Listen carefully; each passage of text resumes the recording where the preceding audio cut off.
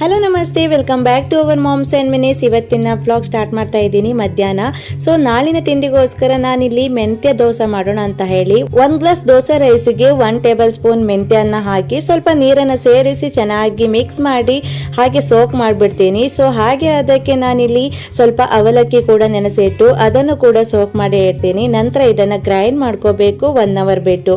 So ಮೆಂತ್ಯ ಪಡ್ಡು ಮಾಡಲಿಕ್ಕೆ ಅಥವಾ ಮೆಂತ್ಯ ದೋಸೆ ಮಾಡಲಿಕ್ಕೆ ಮೆಂತ್ಯ ಕೂಡ ಖಾಲಿ ಆಗಿತ್ತು. ಸೊ ಹಾಗೆ ಅದೇ ಸಮಯದಲ್ಲಿ ನೀರು ಅವಲಕ್ಕಿ ಎಲ್ಲ ಖಾಲಿ ಆಗಿತ್ತು. ಸೊ ಹಾಗೆ ನಾನು ನೀರಿಗೆ ಕಾರ್ಡನ್ನು ಹಾಕಿಬಿಟ್ಟು ಅದಕ್ಕೆ ರೀಚಾರ್ಜ್ ಕೂಡ ಮಾಡಬೇಕು. ಅಷ್ಟರೊಳಗಡೆ ಅದ್ವಿನ್ ಕೂಡ ಬರೋ ಟೈಮ್ ಆಯಿತು. ಅವನನ್ನು ಕರ್ಕೊಂಡು ಬರಲಿಕ್ಕೆ ಹೋಗುವಾಗ ಹಾಗೆ ನಾನು ಖಾಲಿಯಾಗಿರುವಂತಹ ಇಂಗ್ರೀಡಿಯೆಂಟ್ ಕೂಡ ತೆಗೆದುಕೊಂಡು ಅವನನ್ನು ಕರೆದುಕೊಂಡು ಬಂದೆ. ಸೊ ಇವಿಷ್ಟು ನಾನು ಇವಾಗ ತೆಗೆದುಕೊಂಡು ಬಂದಿರುವಂತಹ ಇಂಗ್ರೀಡಿಯೆಂಟು. ಜೊತೆಗೆ ಹಾಲು ಮಜ್ಜಿಗೆ ಎಲ್ಲ ಬೇಕಿತ್ತು, ಅದನ್ನು ಕೂಡ ತೆಗೆದುಕೊಂಡು ಬಂದೆ. ಸೊ ಇವತ್ತಿನ ಊಟಕ್ಕೆ ಮಶ್ರೂಮ್ ಮಾಡೋಣ ಅಂತ ಹೇಳಿ 1 ಪ್ಯಾಕ್ ಮಶ್ರೂಮ್ ಕೂಡ ತೆಗೆದುಕೊಂಡು ಬಂದೆ.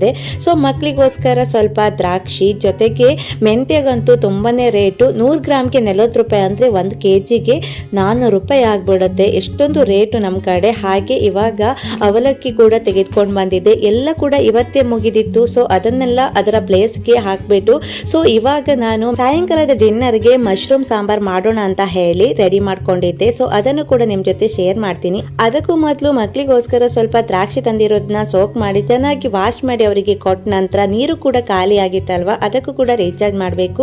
ಸೊ ಅದ್ವಿನ್ ಜೊತೆ ಅದನ್ನ ರೀಚಾರ್ಜ್ ಮಾಡಲಿಕ್ಕೆ ಹೇಳಿ ನಾನು ಊಟಕ್ಕೆ ರೆಡಿ ಮಾಡ್ಲಿಕ್ಕೆ ಇವತ್ತು ಮಶ್ರೂಮ್ ಸಾಂಬಾರ್ ಮಾಡೋಣ ಅಂತ ಹೇಳಿ ಅದನ್ನ ರೆಡಿ ಮಾಡ್ಕೊಂಡೆ. ಒಂದು ಕಡಾಯಿಗೆ ಸ್ವಲ್ಪ ಎಣ್ಣೆ, ಬೆಳ್ಳುಳ್ಳಿ, ಈರುಳ್ಳಿ ಹಾಕಿ ಟೊಮೆಟೊ ಹಾಕಿ ಚೆನ್ನಾಗಿ ಮಿಕ್ಸ್ ಮಾಡಿ ಸ್ವಲ್ಪ ಹಳದಿ ಪೌಡರ್, ಉಪ್ಪನ್ನು ಕೂಡ ಸೇರಿಸಿ ಇವಾಗ ಅದನ್ನ ಮಿಕ್ಸ್ ಮಾಡ್ಕೋತಾ ಇದ್ದೇನೆ. ನಂತರ ಚಿಕ್ಕದಾಗಿ ಹಚ್ಚಿರುವಂತಹ ಮಶ್ರೂಮ್ ಕೂಡ ಇದರ ಜೊತೆ ಸೇರಿಸಿ 1-2-3 ನಿಮಿಷ ಚೆನ್ನಾಗಿ ಇದನ್ನ ಕುದಿಸ್ಕೋಬೇಕು.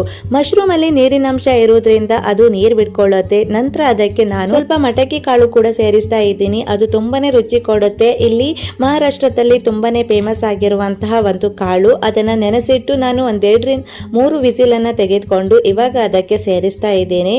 ಸೊ ಇವಾಗ ಇದಕ್ಕೆ ಮಸಾಲಕ್ಕೆ ನಾನಿಲ್ಲಿ ಕಾಯಿ, ಒಣಮೆಣಸು, ಕೊತ್ತಂಬರಿ ಬೀಜ, ಜೀರಿಗೆ ಹಾಗೆ ಬೆಳ್ಳುಳ್ಳಿಯನ್ನ ಸೇರಿಸಿ ಚೆನ್ನಾಗಿ ರುಬ್ಬಿ ಇದಕ್ಕೆ ಹಾಕಿ ಮಿಕ್ಸ್ ಮಾಡ್ಕೋತೀನಿ.